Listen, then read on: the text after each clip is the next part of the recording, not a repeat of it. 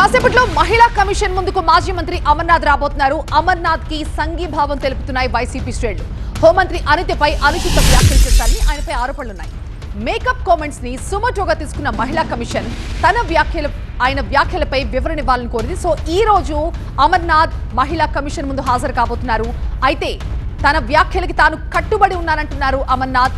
నేను మహిళలందరినీ అనలేదు, ఒక వ్యక్తిని మాత్రమే అన్నానంటున్నారు అమర్నాథ్.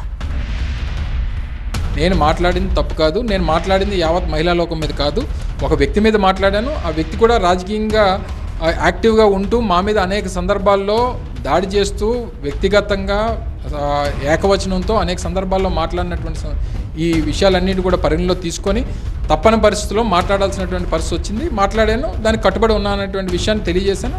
కమిషన్ ముందు కూడా అదే విషయాన్ని చెప్తాను. మహిళా కమిషన్ జనరల్గా ఎప్పుడు రెస్పాండ్ అవుతుంటుంది అంటే నాకు ఉన్నటువంటి అవగాహన మేరకు జనరలైజ్ చేసి విమెన్ని మహిళలందరినీ కూడా జనరలైజ్ చేసి మాట్లాడినా లేదా మహిళలకి ఎక్కడన్నా అన్యాయం జరిగినా ఇటువంటి సందర్భాల్లో రెస్పాండ్ అవుతుంటుంది.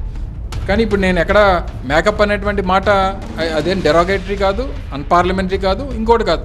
సో దానికి వారు పిలిచినప్పుడు సరే వారికి వచ్చినటువంటి అనేక రిప్రజెంటేషన్ బేస్ చేసుకొని మేము సుమోటోగా మేము మీకు నోటీస్ ఇస్తున్నాం అనేటువంటి విషయాన్ని వాళ్ళు తెలియపరచడం జరిగింది.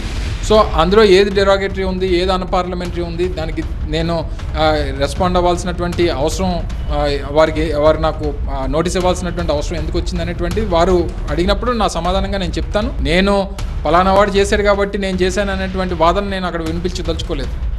నేను నా నాయకుడి మీద నా మీద చేసినటువంటి వ్యాఖ్యలకి నేను నా ప్రసంగం ద్వారా నేను రాజకీయంగా సమాధానం చెప్పేటువంటి కార్యక్రమం చేశాననేటువంటి వాదన మీద ఆ చేసినటువంటి వ్యాఖ్యలు కూడా నేను కట్టుబడి ఉన్నాను, తప్పు లేదనేటువంటి విషయాన్ని కూడా తెలియజేస్తాను.